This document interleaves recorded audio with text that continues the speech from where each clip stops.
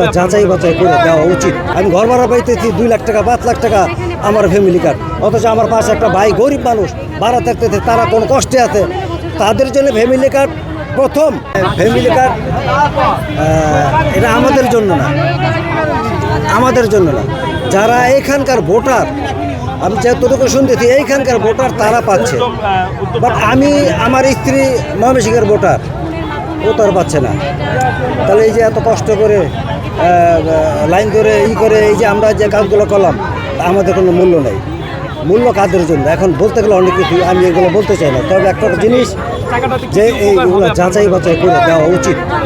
এখন আমি 2 লাখ টাকা ইনকাম পাচ্ছি, আমি 5 লক্ষ টাকা পাচ্ছি, আমি ঘর ভাড়া পাইতেছি 2 লাখ টাকা 5 লাখ টাকা আমার ফ্যামিলি কার্ড, অথচ আমার পাশে একটা ভাই গরিব মানুষ ভাড়া থাকতেছে, তারা কোনো কষ্টে আছে, তাদের জন্য ফ্যামিলি কার্ড প্রথম, ফার্স্ট স্টার্টিং তাদের জন্য প্রথম কার্ড, যারা গরিব অবস্থায় আছে।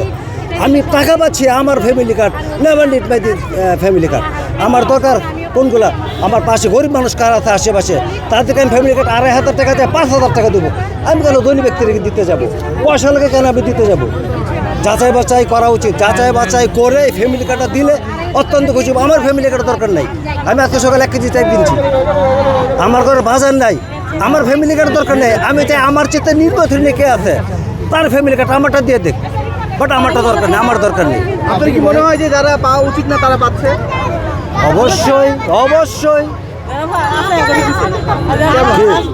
যারা এটা আমি মনে করি এটা একান্তই একেবারে নিখুঁতভাবে কাজটা যদি করে তাহলে আমার মনে হয় ভালো হবে, আল্লাহ তো এটা ভালো হবে না। আপনি তো এই এলাকার ভোটার না, আপনাকে তো আমি এই এলাকার ভোটার, আমি আমার বাড়িতে এখানে বললাম, আমার বাড়ি ঢাকা, কিন্তু আমার কোনো জমি নেই, আমার বাড়ি ঢাকা, আমি এখানকার লোকাল টিভি গেট।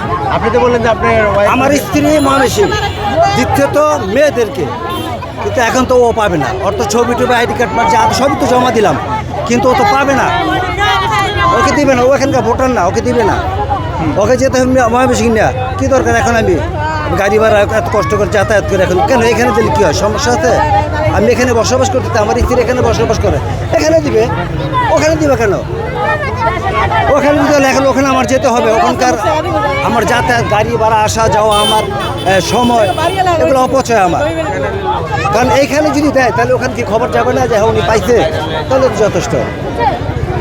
তো আমার একটা অনুরোধ থাকবে, এগুলো যাচাই বাছাই করে দেওয়া উচিত আমি মনে করি, ঠিক আছে?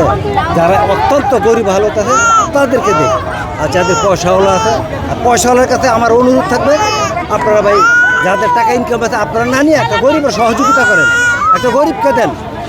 আমার দরকার নেই, আমার 50,000 টাকা ইনকাম, আমার পাশে এক ভাই গরিব, আমি আমার কার্ডটা আমি না নিয়ে আমার পাশের বাইরে দিয়ে দিই, ভাই আমার এই ভাইটা পাক, তাহলে বুঝবো যে হ্যাঁ ঠিক আছে, এটা সোনার বাংলাদেশ। এখন আমি পাইতেছি 50,000 1 লাখ টাকা, আমার কার্ড দিচ্ছে, আমার এই ভাই পাচ্ছে না, এই ভাই গরিব মানুষ পাইতেছে না। অতএব যাচাই বাছাই করে দিলে আমরা মোহাম্মদ সাইফুল ইসলাম।